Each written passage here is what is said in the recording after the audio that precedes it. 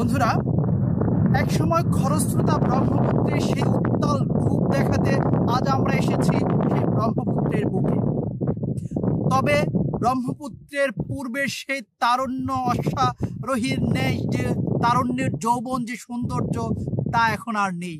তবে ভরা বর্ষা মৌসুমে আসলে কিছুটা পূর্বের নেই ফিরে পায় এই ব্রহ্মপুত্র। তার সেই উত্তাল রূপ, তার সেই যৌবনের সৌন্দর্য ব্রহ্মপুত্র ফুটে তুলে তার সেই প্রবল স্রোতের মাধ্যমে। বন্ধুরা, আজ আমরা এসেছি সেই ব্রহ্মপুত্রের বুকে।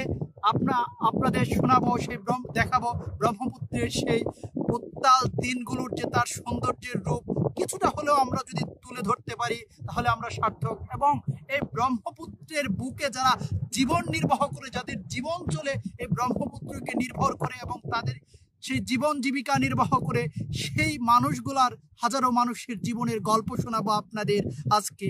চলুন, আশা করি পুরো ভিডিওতে আমাদের সাথে থাকবেন এবং ব্রহ্মপুত্রের সেই উত্তাল রূপ আমরা আপনাদের দেখাতে পারবো, তার সেই ভরা সৌন্দর্য আমরা দেখাতে পারবো। চলুন আমাদের সাথে।